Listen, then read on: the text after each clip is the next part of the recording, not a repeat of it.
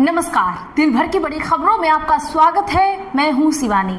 आज की खबरों में बात होगी, नागरिकों को सरकार का गुलाम बनाया जा रहा, भड़का हाई कोर्ट सुनाई खरी खोटी की, और चीन के आगे झुकी मोदी सरकार, कांग्रेस के सबूत से हलचल तेज की। वही भाजपा को बड़ा झटका, मिल गया कर्मफल। इस राज्य में खुली बगावत की, साथ ही चढ़ावा चोरी पर संघ ने लगाई फटकार, उद्धव का राम रक्षा आंदोलन ऐलान की, और एथेनॉल पर गडकरी के खिलाफ खुला ऐलान, जूस निकालने वालों के उड़े होश की। और इस खबर के अंत में बात होगी, भरत तिवारी कांड में चिराग ने क्या कर डाला गरमाई सियासत की।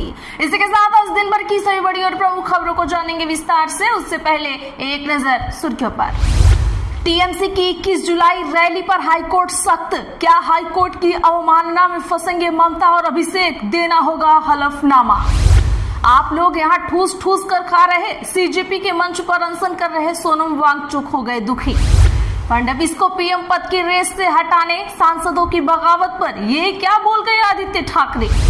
सीएम विजय पर टिप्पणी पड़ी भारी, पूर्व मंत्री राधाकृष्णन गिरफ्तार, क्या तमिलनाडु में सत्ता के निशाने पर है विपक्ष। जो चिराग पासवान करते हैं वही हम भी करेंगे, भोजपुर एनकाउंटर को मांझी ने फिर ठहराया सही, पूछे 3 सवाल। पंजाब कांग्रेस में टूट संभव, चन्नी की मीटिंग में 50 नेता पहुंचे, बोले हाईकमान प्रधान वर्डिंग को हटाएं, एक सांसद दिल्ली में साहस से मिले। शीर्ष अदालत ने दिल्ली सरकार को दिया बड़ा झटका, प्राइवेट बिजली कंपनियों के कैग ऑडिट पर लगाई रोक। मेकेदातु परियोजना को लेकर चेन्नई जाकर भूख हड़ताल करें, आर अशोक ने कर्नाटका के सीएम शिव कुमार को याद दिलाए पुराने दिन। तेलंगाना में एसीबी का बड़ा एक्शन, डीएसपी के 16 ठिकानों पर की छापेमारी, 200 करोड़ से ज्यादा की मिली संपत्ति।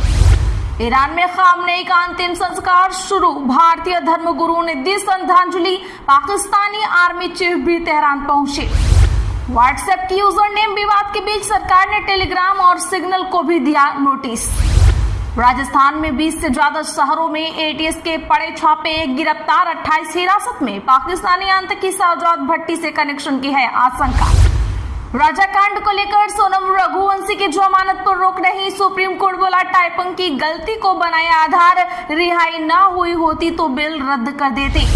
गुजरात और एमपी में जैश के 8 आतंकी पकड़े गए, गुजरात में टेररिस्ट नेटवर्क फैलाने का काम कर रहे थे, एटीएस ने की पूछताछ। दिग्विजय बोले अयोध्या कोर्ट में दायर करूंगा मुकदमा, भोपाल में महिला कांग्रेस का सुबुद्धि यज्ञ, का भगवान के नाम पर दिए चंदे का हिसाब देना होगा। शिवपाल बोले मंत्री राजभर के मुंह में डॉट डॉट डॉट, पहले यही मोदी योगी के खिलाफ थे, राम मंदिर के बड़े चोरों को बचा रही बेईमान सरकार। रायपुर में नकटी के विस्थापितों का विरोध प्रदर्शन, मंत्री बंगले का घेराव, कलेक्ट्रेट के सामने की नारेबाजी, बृजमोहन बोले अफसरों पर कार्रवाई होनी चाहिए। हनुमान बेनीवाल के काफिले में घुसी कार, समर्थकों ने तोड़फोड़ की, सरिये डंडों से शीश तोड़े, सांसद बोले जिनके पेट में दर्द है वह दवाई ले ले। महाराष्ट्र में लागू होगा यूसीसी यूनिफॉर्म सिविल कोड का ड्राफ्ट, तैयार करने के लिए 2 हफ्ते में बनेगी कमेटी। चलिए जानते हैं बड़ी और प्रमुख खबरों को विस्तार से। उससे पहले वीडियो को लाइक करें, साथ ही आपसे रिक्वेस्ट, खबरों को आखिर तक जरूर देखें। राम मंदिर चढ़ावा चोरी पर आरएसएस बोला दोषियों को कड़ी सजा मिले, करोड़ों भक्तों का भरोसा बचाना जरूरी। दरअसल दोस्तों बता दें कि अयोध्या राम मंदिर चढ़ावा चोरी मामले को लेकर राष्ट्रीय स्वयंसेवक संघ ने आज पहली बार बयान दिया है। सरकार वाहक दत्तात्रेय होसबोले ने कहा, रामलला मंदिर में रखे दान पात्रों में जमा राशि की चोरी दुर्भाग्यपूर्ण है, इससे राम भक्तों की भावनाओं और श्रद्धा को आघात पहुंचा है, उनका भरोसा बचाना जरूरी है। स्पेशल इन्वेस्टिगेशन टीम जांच में जो भी दोषी पाए जाएंगे उन्हें कठोर दंड मिलना चाहिए। दत्तात्रेय होसबोले ने कहा कि करोड़ों राम भक्तों की समर्पण, त्याग और बलिदान से भव्य राम मंदिर बना है। ट्रस्ट मंदिर के प्रबंधन और संचालन व्यवस्था में मौजूद सभी कमियों को दूर करने के लिए प्रभावी कदम उठाए। करोड़ों राम भक्तों की आस्था और विश्वास को बनाए रखने के लिए वित्तीय प्रबंधन, संचालन प्रणाली और व्यवस्था पूरी तरह पारदर्शी, त्रुटि रहित और धर्म सम्मत होनी चाहिए। इधर अयोध्या में भाजपा नेता विनय कटियार ने कहा, ये साफ है कि पैसों का गबन हुआ है। ट्रस्ट के महासचिव चंपत राय, ट्रस्टी डॉक्टर अनिल मिश्रा और आमंत्रित ट्रस्ट सदस्य गोपाल राव किसी कारण से बच गए, जेल नहीं गए। हो सकता है कि आगे जरूर जेल जाएंगे। चीन के सामने झुक रही मोदी सरकार, कांग्रेस का दावा, चीनी कंपनियों सरकारी टेंडर में हिस्सा लेने की मिली अनुमति। दरअसल दोस्तों बता दें कि कांग्रेस ने आज केंद्र सरकार पर निशाना साधा। पार्टी ने आरोप लगाया कि नरेंद्र मोदी सरकार का चीन के सामने टेकने का सिलसिला जारी है, जिससे देश के उद्योगों को बड़ा नुकसान हो रहा है, खासकर सूक्ष्म, लघु और मध्यम उद्योग। पार्टी के महासचिव जयराम रमेश ने एक्स पर एक मीडिया रिपोर्ट साझा की। उस रिपोर्ट में दावा किया गया था कि भारत सरकार ने चीन के उन 4 बिजली उपकरण बनाने वाली कंपनियों को अहम सरकारी बिजली परियोजनाओं के टेंडर में हिस्सा लेने की अनुमति दी है, जिनकी फैक्ट्रियां भारत में हैं। अपने पोस्ट में जयराम रमेश ने कहा कि मोदी सरकार का चीन के सामने सोच समझकर झुकने का सिलसिला जारी है। इसी समय भारत का चीन के साथ व्यापार घाटा रिकॉर्ड स्तर पर पहुंच गया है, जिससे देश के उद्योगों का बड़ा नुकसान हो रहा है, खासकर एमएसएमई। उन्होंने कहा कि अरुणाचल प्रदेश को लेकर चीन की उकसाने वाली गतिविधियां लगातार जारी हैं।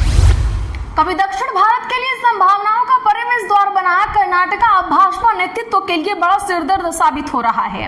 कारण राज्य भाजपा 2 साल बाद होने वाले विधानसभा चुनाव की तैयारियों में जुटने के बदले अंदरूनी कलह, बगावत और कई गुटों में बढ़ गई है। हालिया विधान परिषद चुनाव में क्रॉस वोटिंग के बाद येदियुरप्पा परिवार निशाने पर है और अलग अलग गुट एक दूसरे पर सार्वजनिक तौर पर वार कर रहा है। इन परिस्थितियों में न तो केंद्रीय नेतृत्व ने प्रदेश अध्यक्ष पर फैसला कर पा रहा है और न ही क्रॉस वोटिंग करने वाले विधायकों के खिलाफ कार्रवाई ही कर पा रहा है। दरअसल आपको बता दूं कि बीते विधानसभा चुनाव में कांग्रेस के हाथों मात खाने के बाद पार्टी की निगाहें कांग्रेस के अंदरूनी खींचतान पर टिकी रही। तब पार्टी नेतृत्व को लगता था कि सिद्धारमैया बनाम डीके शिव कुमार की जंग संभावनाओं के नए द्वार खोलेगी। हालांकि शिव कुमार के हाथों शांतिपूर्ण सत्ता हस्तांतरण के बाद विधान परिषद चुनाव में भाजपा विधायकों की क्रॉस वोटिंग ने नेतृत्व के सामने संभावनाओं का द्वार खोलने के बदले अंतहीन संकट का द्वार खोल दिया। क्रॉस वोटिंग के बाद विधायकों की पहचान के लिए विजेंद्र ने भगवान मंजुनाथ के मंदिर में विधायक दल की बैठक बुलाने की योजना बनाई थी। हालांकि पार्टी के एक गुट के तीखे विरोध के बाद विजेंद्र को अपनी योजना टालनी पड़ी। हालांकि पलटवार के रूप में उनके गुट के नेता HK सुरेश ने मंजुनाथ मंदिर में शपथ ली और सभी विधायकों का नार्को टेस्ट कराने की मांग कर दी। क्रॉस वोटिंग मामले में 3 सदस्यीय समिति की रिपोर्ट आने के बाद भी नेतृत्व ने अब तक दोषी विधायकों के खिलाफ कोई कार्रवाई नहीं की है। मोदी सरकार ने पूरे देश को प्रयोगशाला बना डाला। इथेनॉल मिक्स पेट्रोल को लेकर भड़के अरविंद केजरीवाल। जी हां, दिल्ली के पूर्व मुख्यमंत्री और आम आदमी पार्टी के मुखिया अरविंद केजरीवाल ने आज केंद्र सरकार लोगों पर जबरदस्ती इथेनॉल मिक्स पेट्रोल थोपने का आरोप लगाया है। उन्होंने दावा किया कि इससे न सिर्फ माइलेज मिल रहा है बल्कि गाड़ियां भी खराब हो रही हैं। आपके मुखिया ने कहा कि ऐसा करके मोदी सरकार ने पूरे देश को एक प्रयोगशाला बना डाला है। केजरीवाल ने कहा कि वह इस मुद्दे पर प्रधानमंत्री नरेंद्र मोदी को पत्र लिखेंगे और उन्होंने इसके लिए जनता से सुझाव मांगे हैं। केजरीवाल ने एक्स पर एक वीडियो मैसेज पोस्ट करते हुए कहा, मोदी सरकार ने पूरा देश एक एक्सपेरिमेंट लैब बना डाला है। लोगों पर जबरदस्ती E20 पेट्रोल थोपा जा रहा है। इथेनॉल से लोगों की गाड़ियां बंद पड़ रही हैं, पार्ट्स खराब हो रहे हैं और माइलेज गिर रहा है। लोगों में बहुत ज्यादा गुस्सा है। मैं प्रधानमंत्री जी को इस विषय पर चिट्ठी लिखने जा रहा हूं। आप सभी लोग मुझे DM और कमेंट करके बताएं कि मुझे चिट्ठी में क्या लिखना चाहिए। उन्होंने कहा कि 20% एथेनॉल मिश्रित पेट्रोल को लेकर जनता में काफी गुस्सा है। 30 जून को केंद्र सरकार ने अटॉर्नी जनरल के जरिए सुप्रीम कोर्ट को बताया कि यह सिर्फ एक प्रयोग है और आगे की कार्रवाई इसके नतीजों पर निर्भर करेगी। हालांकि जब ये बात मीडिया और अखबारों में आई तो केंद्र सरकार पूरी तरह से पलट गई। उन्होंने एक बयान जारी कर कहा कि उन्होंने ऐसा कुछ भी नहीं कहा है और ये सरासर झूठ है। उन्होंने सरकार से पूछा कि यह किस तरह का प्रयोग है। चिराग ने घुटनों पर बैठकर भरत तिवारी को दी श्रद्धांजलि। मां के आंसू पोंछे, आरोपी DSP की पोस्टिंग को बताया गलत। जी हां, बता दें कि भोजपुर में पुलिस एनकाउंटर में मारे गए भरत तिवारी के